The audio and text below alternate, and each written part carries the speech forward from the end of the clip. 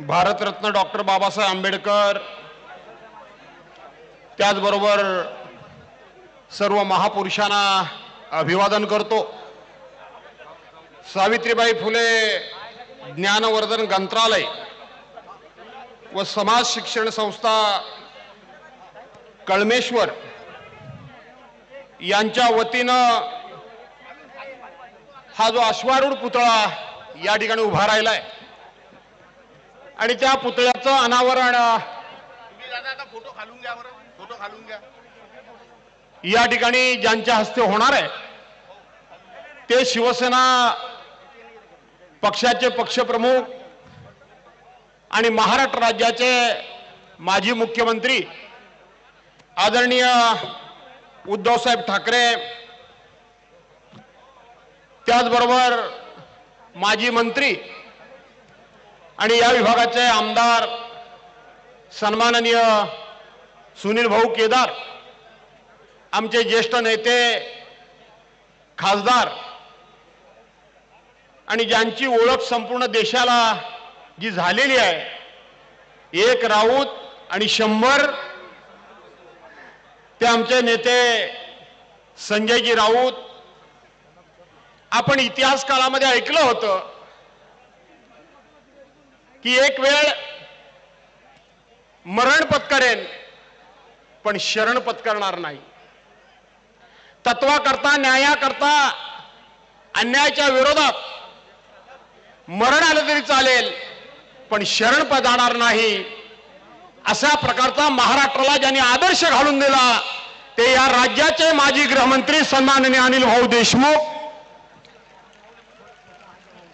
व्यासपीठावर उपस्थित असलेले या समितीचे अध्यक्ष शिवसेना उपजिल्हा प्रमुख श्रीयुत घनश्याम, प्राध्यापक डॉक्टर घनश्याम मक्कासरे, सौभाग्यवती मक्कासरे, या समितीचे सर्व सदस्य आणि मोठ्या संख्येनं पत्रकार मित्र आणि मोठ्या संख्येनं उपस्थित असलेल्या शिवभक्त बांधवांनो, भगिनींनो आणि माझ्या सहकारी मित्रांनो, आज आपल्या सर्वांच्या गेल्या अनेक वर्षाच्या प्रतीक्षा या ठिकाणी संपणार आहे। आमच्या शिवरायाच्या या अश्वारूढ पुतळ्याचं कधी अनावरण होणार आहे, कधी उद्घाटन होणार आहे, या गोष्टीची आपण अनेक जण वाट बघत आहात। कारण वाट जरी बघावी लागली तरी सुद्धा एक मात्र गोष्ट निश्चित या ठिकाणी स्पष्ट झालेली आहे, ती म्हणजे इंतजार से प्यार बढ़ता है। वेळ झाला।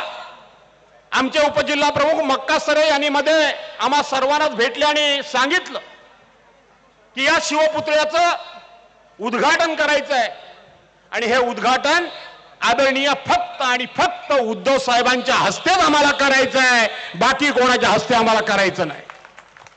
माझ्या माहितीप्रमाणे ज्यांचा अधिकार नाही, ज्यांचा संबंध नाही, जे शिवसेनांच्या पुतळ्याचं अनावरण करू शकत नाहीत, ज्यांची योग्यता नाही, आणि योग्यता एवढ्या करता मी नाही म्हणतो, नुकताच मालवणला जो छत्रपती शिवरायांचा अश्वारूढ पुतळा उभा होता, तो पुतळा ज्यांच्या हस्ते आणि ज्यांच्या उपस्थितीमध्ये झाला, तो पुतळा ते शिवाजी महाराजांचं शौर्य, ते छत्रपती शिवाजी महाराजांचा इतिहास या नादान माणसांच्या भ्रष्टाचारामुळे त्या ठिकाणी मातीमोल झालाय। त्यांनी हा मध्ये प्रयत्न केला उद्घाटनाचा, पण मक्कासरे आणि त्यांच्या सर्व सहकार्यांनी या पुतळ्याचं उद्घाटन आदरणीय उद्धव साहेबांच्या हस्तेच करेन। उद्धव साहेब या विभागाचा नेता म्हणून आपला या ठिकाणी दौरा होणार आहे, म्हणून मी काल सगळ्या परिसराची पाहणी करायला आलो। प्रशासन आणि पोलीस संरक्षण यंत्रणेची या ठिकाणी बैठक घेऊन त्यांच्यावर चर्चा केली। या लोकांचं म्हणणं होतं की आपली समोरून एंट्री व्हावी, पण मी त्यांना मागची बाजू जेव्हा बघितली त्यावेळेला सुरक्षेच्या दृष्टीनं मागवून आपल्याला आणण्याचा सल्ला दिला। ह्या सगळ्या गोष्टी करता मी होतो, स्टेज व्यवस्था कशी चालले, काय चालले हे बघणं कर्तव्य होतं नाही, म्हणून मी आलो। काल इथं आले असताना मन भरून आलं, ऊर भरून आला।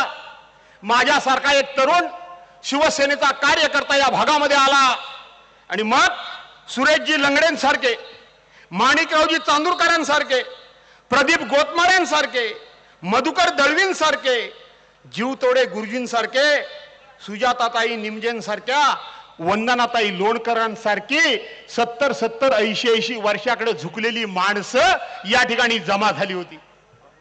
ते आठवणी सांगत होते की हिंदुत्व सम्राट शिवसेना प्रमुख माननीय बाळासाहेब ठाकरे यांची या ठिकाणी एक सभा झाली.